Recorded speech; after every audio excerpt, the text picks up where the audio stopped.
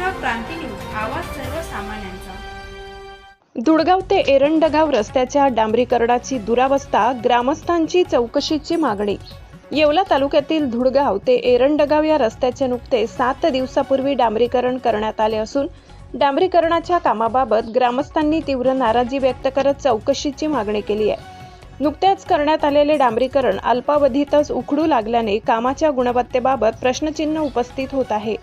ग्रामस्थांच्या म्हणण्यानुसार रस्त्याच्या डांबरीकरणाचा पायाच कच्चा राहत असेल आणि वरच्या थरावर चांगल्या दर्जाचे डांबर टाकूनही त्याचा काही उपयोग होत नाही। कुठल्याही कामाला किंवा रस्त्याचा पाया मजबूत नसेल तर वरच्या थरावर कितीही क्वालिटीचे डांबरीकरण केले तरी तो टिकणार कसा, असा सवाल ग्रामस्थांनी उपस्थित केलाय।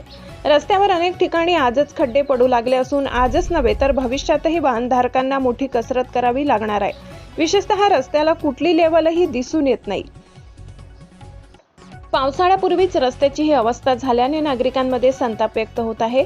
संबंधित विभागाने या कामाची तात्काळ चौकशी करून निकृष्ट दर्जाचे काम करणाऱ्या ठेकेदारावर कारवाई करावी, तसेच रस्त्याची दुरुस्ती दर्जेदार पद्धतीने करावी, अशी मागणी ग्रामस्थांकडून करण्यात येत आहे। संबंधित विभागाच्या अधिकाऱ्यांना फोनवर तक्रार करताच अधिकाऱ्यांनी रस्त्याची पाहणी करत तात्काळ दखल घेऊन योग्य ती कार्यवाही करत दर्जात्मक रस्त्याचे डांबरीकरण केले जाईल, असे आश्वासन यावेळी देण्यात आले होते। यावेळी विठ्ठल वाडके, विश्वासअण्णा गायकवाड, शशिकांत जगताप यांच्यासह ग्रामस्थ उपस्थित होते।